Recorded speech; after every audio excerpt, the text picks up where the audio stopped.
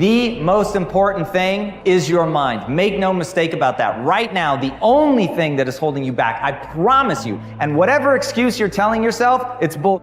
The only thing that's holding you back is the way that you think about yourself in the world. That's it, flat. You have not built the mechanisms in your mind that you need to free yourself from the matrix. And boys and girls, the matrix has you. Who knows David Foster Wallace? This is water. In the talk, what he makes clear is the fish is the last one to realize that it's in water. Think about it from a human perspective. We had to discover air. We had to discover gravity. They're so ubiquitous, you literally don't see them. You take them for granted as just being there. And that's how people take their belief system. Right now, you think you're capable of certain things and incapable of others, and that is your water. As you think, so shall you be. 7 little words that I think are perhaps the most important things that we can learn and master in our lives. This old proverb notion that I become what I think about all day long. And once you know that what you think about is what expands, you start getting real careful about what you think about. You don't allow your thoughts to be on anything that you don't want, or that you wouldn't want to have manifest or show up for you in your life. It's what goes on between this ear and this ear and in our hearts that determine our lives out there. There's no world out there except what's going on here. So the people that say, I can't afford it, I can't do this, I can't get to college, the rich are evil, I choose not to participate in that. And that's one thing people could change today. Correct. Right now is that dialogue in their head. Stop saying the word can't. I can't. Right. So how can? How can I? Especially as in, I can't afford it, how can I afford that? Right. Because that opens them up to looking at it as an investment to a greater future. Right. Well, the simple part that most people don't understand is that every thought we think and every word we speak is creating our future. It's as though our thoughts go out into the universe and are accepted and brought back to us as experience. Now that is a very simple thing, but most people don't get it. They don't understand it. They've never heard it before and they think it's ridiculous. But if you can really accept the fact that every time you think a thought and every time you speak a word, you are literally painting your future, making your dinner, whatever you want to call it. You are creating, and you're creating your own life. And this is simple, but it's not easy to accept. But once you accept it, then you can start deliberately creating what you want in your life. And you begin to be aware of what you don't want in your life and how you are contributing to it. You've got to ask yourself, what's your why? What motivates you? What pushes you? What drives you? And if that thing is internal, if nobody has to call you, if nobody has to prod you, if nobody has to reward you, if nobody has to give you anything, if you are self-motivated and self-regulated, you can have it, you can be it, you can do it. The first thing you want to think about is switching from negativity to positivity.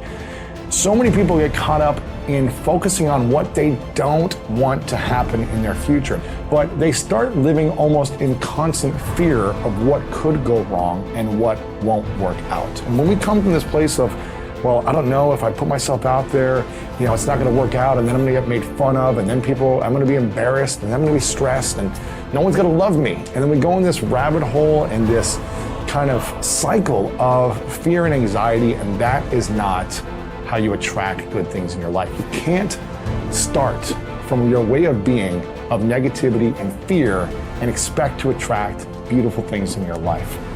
So we need to eliminate the negative self-talk, and an environment that's easy to get stuck in sometimes can be the negative self-talk. And there's so much negativity in the world, and if you don't actively work to shift your focus, to shift your thoughts in your mind, that negativity will consume you.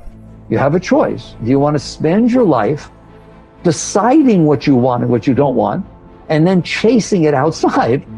Or do you want to sit there and work inside to realize all I really want is the joy and the love, and if I stay open, I can have those. I don't need outside conditions to keep me open.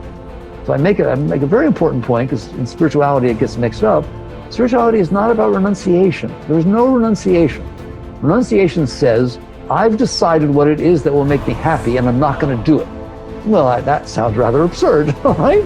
Spirituality says, it was stupid of me to decide what will make me happy instead of being happy with life, instead of being grateful and turned on by all of the amazing things that are happening in front of me and all the past experiences I got to have. Why don't I just enjoy all that and then come into life filled with love, filled with joy, and give the whole of my being to the moments that are unfolding in front of me? That's what spirituality says. So it's not about renunciation. It's not about things are wrong and things are right. It's about understanding that you did this. You did this with your mind. You set up conditions in which your mind would open and then your heart opens, and conditions in which your mind will close and your heart closes. So basically, you come to the point where you have to decide, do I want to continue letting my past leave impressions on my mind and my heart such that only certain things will open and close me, and then I will spend my life chasing after, manipulating, controlling, conniving, whatever you want, the world around me so that sometimes it unfolds the way I want? Or do you want to sit there and understand that you're the one who's making these decisions? It's your mind who's setting up the conditions. Why don't you just not do that? Create habits of empowering yourself, because empowering yourself, forgiving yourself, supporting yourself as you move forward and do the work to change your life, that's how you break the habit of victimizing yourself. And that's how you learn to do the opposite, which is supporting, empowering, cheering, celebrating yourself as you move forward. That's what's going to motivate you to do the action.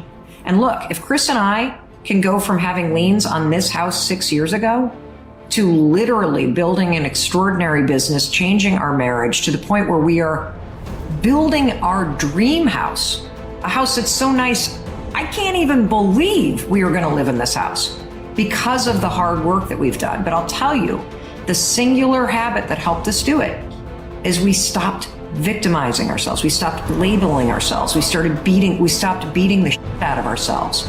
And we broke that habit. We changed the narrative by learning how to empower ourselves. The starting point of taking full control over your conscious and your subconscious mind is for you to accept complete responsibility for everything that you think, say, and do. You are responsible for whatever happens to you, and especially you are responsible for your responses to the inevitable ups and downs of daily life.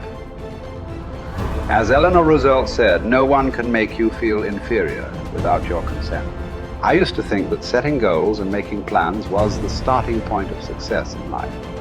After a while, I changed my mind because I realized that something else actually comes first.